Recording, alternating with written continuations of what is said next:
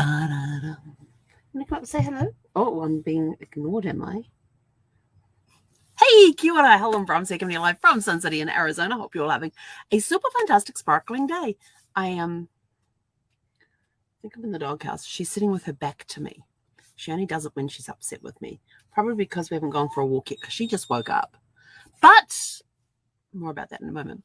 How was your tune-up Tuesday? What changes did you make today? Tweaks and changes you made to your life, your business, or whatever it is that you are working on, projects, everything else. So what tweaks and changes did you make today?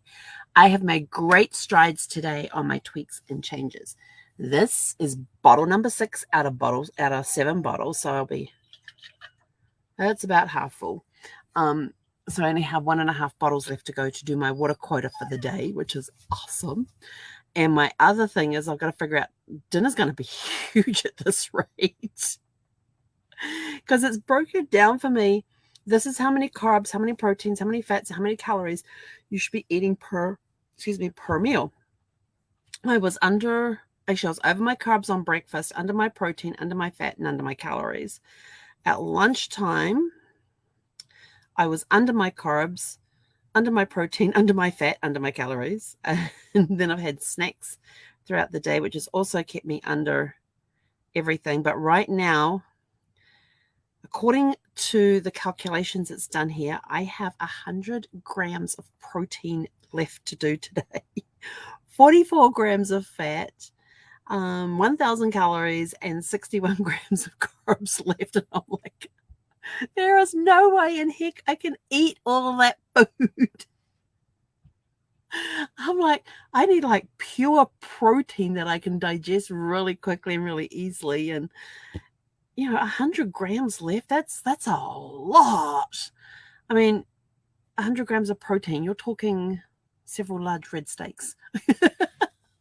So I was more conscious of what I was eating today than I was yesterday, which was good because yesterday was just to be normal eating on the baseline and everything else. But now that I'm seeing this, that I've been more conscious of it, I'm sort of like, okay, I'm more conscious of it in one way, but at the same time, I'm not really paying that much attention to, so it's got to make tweaks, and I still got to make tweaks and changes so I can get that amount of food in. And I'm like, I don't even know if I can eat all this food.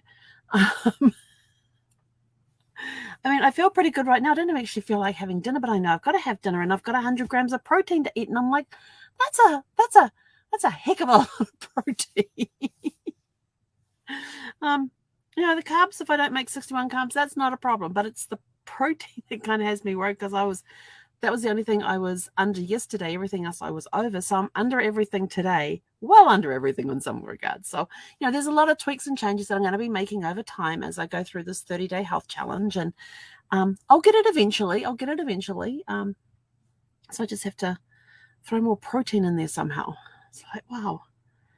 So if you have ideas on how to get extra protein in there, I'm supposed to be having 165 grams of protein a day. I'm like, what does that even look like? I mean, that's a lot of steak. If you think of, even a 12-ounce steak, that's a lot of steak, even on a 12-ounce steak. I mean, a 16-ounce steak, 10 of them. I'm like, I can eat a 16-ounce steak, no problem at all. 30 minutes later, my stomach will be grumbling again. But to eat 10 of them, yeah, I don't know I can eat that much meat. Plus, there's the fat content in there as well, so that may put me over the top. I don't know.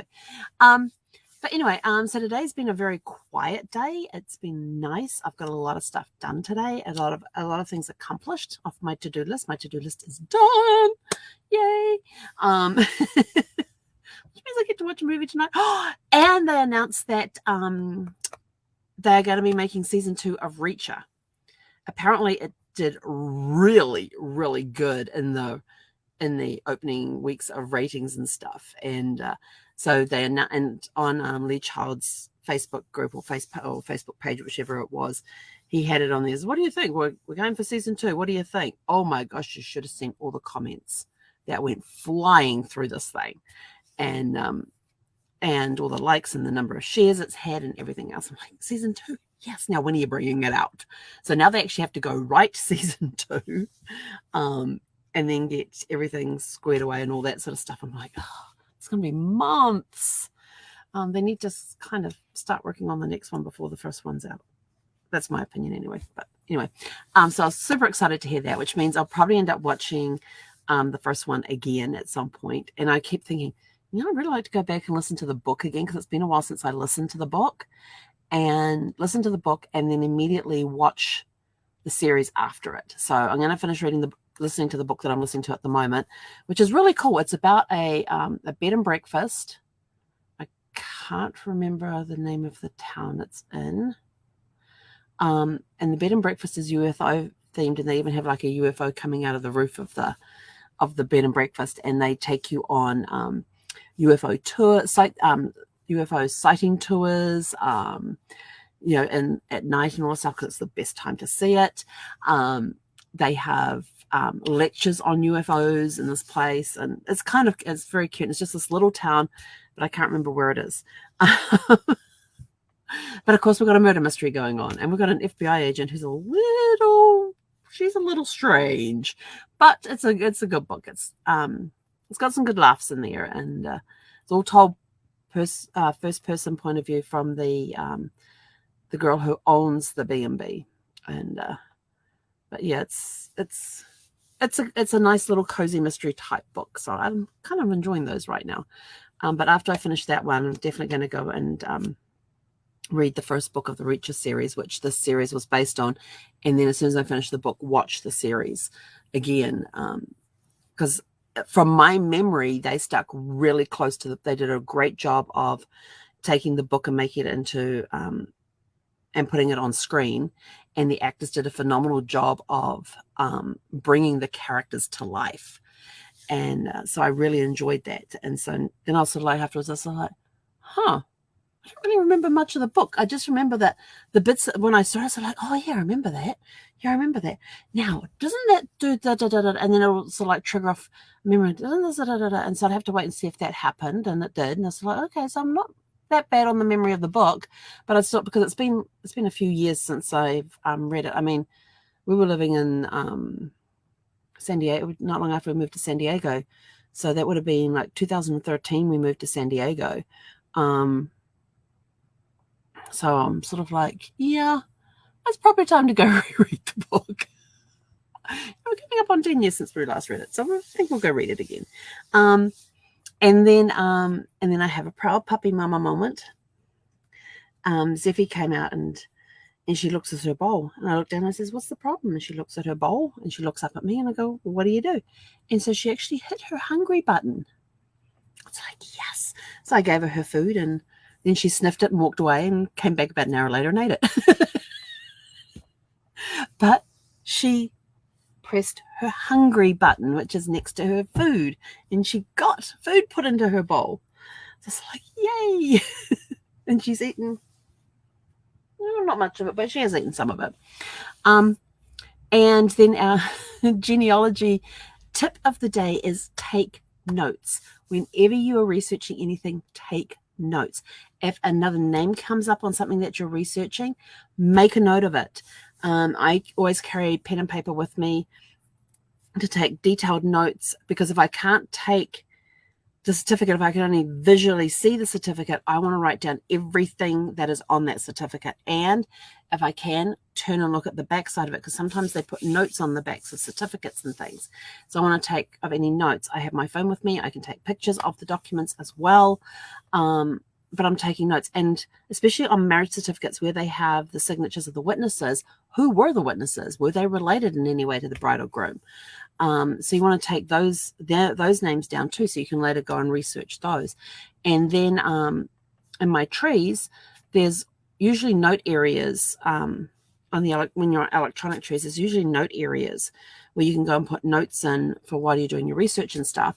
And so going in there and typing in my notes from that research trip, or things that I have seen, or if it's something that's online, I've copied everything down and all of that sort of thing, and I take a screenshot of it. And I'm probably not supposed to do anyway.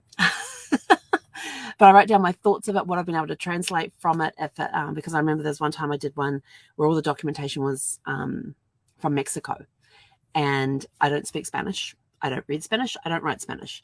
And so I had to figure out what keywords were. I did sit there with my phone and typed it in using the, I think it's Google Translate, whatever the translating program was on my phone, I used that, and I would type it in and get the loose translation. So it gave me an idea of who was in there, but it also would contain other people's names that were not the parents or the child being christened or baptized. And so I took note of those names so I could go research and later how were they associated with the family. So there are times you'll come up with other names and how they're associated with the family and that sort of thing. It could be in a newspaper article. It could be on a certificate. It could be on some other sort of record. It could be on a will or a trust. So it's looking up. And so it's always good to take notes. Take notes. Don't think, oh, I'll come back to that. I'll just take note of where it is and I'll come back to it later. Yeah, no. Take the notes so you remember why you have to go back to that one later. Because a lot of times in my earlier days when the online stuff came in, it's like, oh yeah, I'll just go back to that website, and I'd have the website written down, and I was like, well, why did I need to go back to that website again? So if I put down to go to a particular website, I may even bookmark it,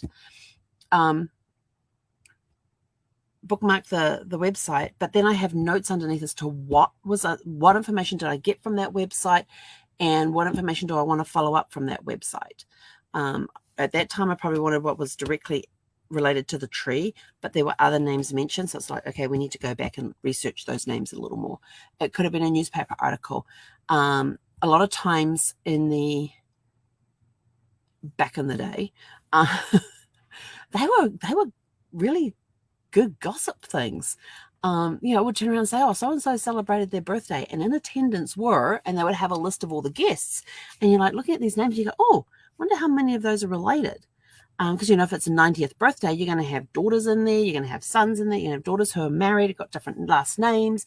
You'll have kids listed as well, so who are the grandkids, and, which set of parents do they belong to. So you get, sometimes they will list it out in there for you, but sometimes they just put, and in attendance were da-da-da-da-da-da. And so they may not put a relationship in there as to how these people are. They may put, their children, so and so, and they put the children's names in parentheses or they may have Mr. and Mrs. Albert Smith. And you're sort of like, great. Who's Mrs. Smith? What's her name? That's one thing. I mean, the proper way they were writing these articles was so funny, because you'd have a ladies' luncheon and there would be Mrs. Albert Smith, Mrs. Joan